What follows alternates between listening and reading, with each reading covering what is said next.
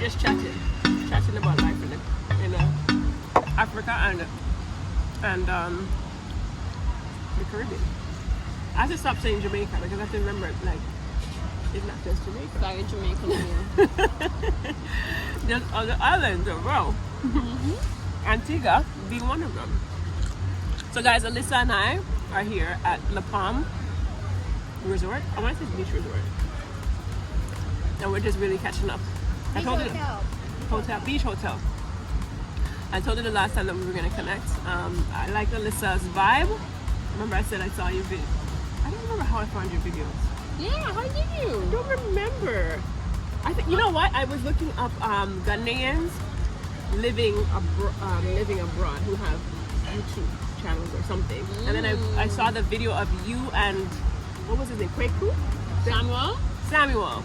Yes. On my back porch in Antigua. That's it. So that's the one that said, oh, who's this young woman? And then I started watching more and I was like, oh, okay. And then I was like, she's in Ghana, all right. And I just really liked your vibe. I thought, you know, you're authentic, you're not pretentious. You know, sometimes you see that. Yeah, no, man, you're cool. No, for sure. It's hard to stay authentic sometimes. Yeah. So I thought, yeah, let me connect because, you know, we have similarities in the sense that Ghana from the Caribbean. I've been in Ghana since 2019, and you've been in Ghana for how long? I've been in Ghana since 2021, so 9-10 months. Yeah. 9.5-ish months. Yeah. Okay. And how's it going? It's going well. I always notice that there's a sweet spot. So if you're in the country for like 3 months, probably up to 6, whatever country I live in, that's when it's like, oh yeah, it's new. And then after that, the honeymoon is over. Yeah. The honeymoon is over. Everything becomes routine. You kind of know and recognize places. That actually happened a bit faster for me here in Ghana, probably within the first 4 months. But I like getting past that point because that's when you truly get to know a place and truly get to say, yeah, I've lived there. I've gone through the honeymoon and I've gone through the process. Yeah. So it's been good. Ghana's treated me very well. I have very similar to the Caribbean. So on the one hand, it's familiar, but on the other hand, it's still different. So I won't like to say that it hasn't been difficult. There's been some challenges adjusting in some regards, but at the same time, it's kind of like, oh, I recognize this. Yes. You know, so that's been helpful. What have been some of the biggest surprises, let's say, about Ghana that you found coming here compared to being back at home in Antigua? Or things that you didn't think about but surprised you when you got here? That's a good question. Something that surprised me. I don't know. Ghana or Accra has a balance in some regards with an expat touristy type vibe, but then at the same time it has a very authentic Ghanaian vibe. And so I wasn't quite sure which one I would have gotten.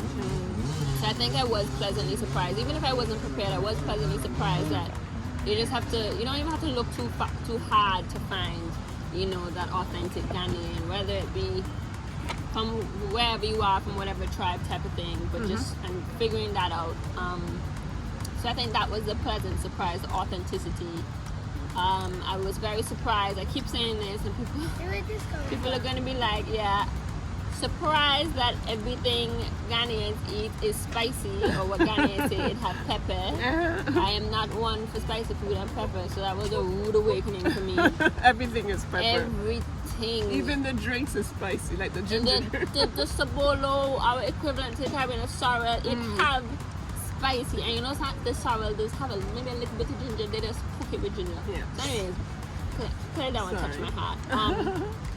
So yeah, those would be some of the things that I guess surprised me, whether positively or not as positive. I hear that. You know, I love pepper.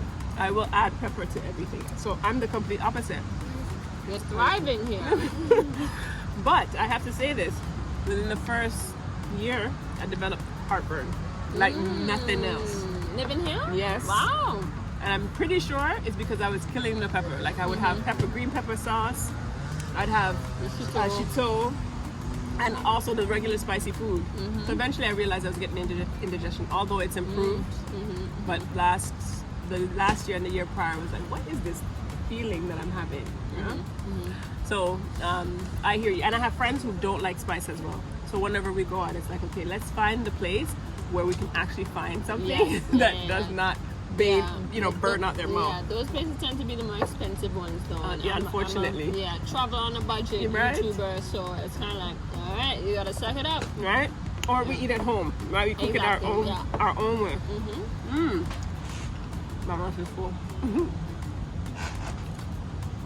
So for the people who don't know what Antigua is, where Antigua is, kindly let them know a little bit about your island. Sure. I love to. I mean, I will be a brand ambassador for my country one day. But I do also love to, I guess, portray the Caribbean. Yes. We are all one, no matter if we behave like that or not. But what are you trying to say? Antigua is in the Lesser Antilles, which is one of the smaller islands. It is an hour away from Barbados, kind of like between Barbados and Puerto Rico, if you're not familiar.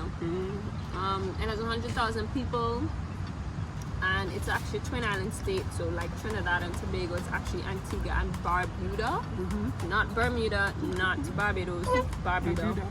100,000 people with 365 beaches. That's kind of our tagline. Wow. It's also like the beach is just the beginning. Wow. One summer I actually tried to 365? Yeah. You can do one a day. Exactly. One for every day of the year. What? There's not really much else outside the beaches. It's a very flat island, so we don't have rivers and different things like that. You can drive on the island in like 2-3 hours. Really? So tiny island, but I love it. I love going up there. Had a great time with family. And yeah, it's people are extremely friendly. We do rely on tourism, so I mean, we have the hotels, we have all that kind of stuff, and everybody's just nice. And that's actually a similarity that I found with Ghanaians. Ghanaians are very hospitable. Ghanaians are very hospitable, and so are Antiguans and Caribbean people in general. You might have to, as a customer, friend them up first, but you know. I want to ask you this. I want to ask you about Ghana. Okay, so what are some of the things that you've done? Well, I mean, we've seen some of the things on your channel. Like you like to go and explore. You're adventurous. I love adventures. What are some of the fun adventures that you haven't yet tried that you think you want to do before you leave here? Sure. I definitely want to go to the north. I want to go to, it's called the Paga Crocodile Pond. I think I've heard of it. It's right in the upper eastern region, I think. And they have these like 100-year-old crocodiles that you could just sit by and take pictures with and stuff like that. It's something that I've seen online, and it was like in Ghana, and then when I was coming to Ghana, I'm like, I have to get there. So I want to do that. I'd love to go to the Volta region. I don't know much. I've just always heard you gotta go. It's beautiful.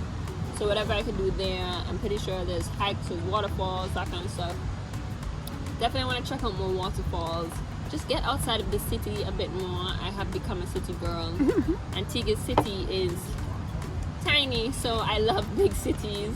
But at the same time, I love the greenery of things as well. So definitely check out the Western region, Taco Day, Bougia and stuff like that. The time of the beach and I'm over there look good. I will have to be the judge of that for myself, so we'll see. My family is supposed to be coming in 3 weeks. Hey, that's awesome. Yeah, they haven't bought their ticket yet. They're working on their visas, but they should be coming. Wow. So the Cape Coast type thing, and that's when I'll tackle a lot of the touristy things. Right now, I tended to avoid the touristy things because I was like, oh, they're coming. I can do that when they come. That's amazing. So yeah, that's when I'll do the castles, botanical gardens, the museums. Oh, very nice. So was your family, and I'm curious, was your family interested in coming before, or because you came, they thought, this looks good, I'll come now? My mom has gotten into the habit of wherever I'm going, she will come. So wait for me to settle down. All right.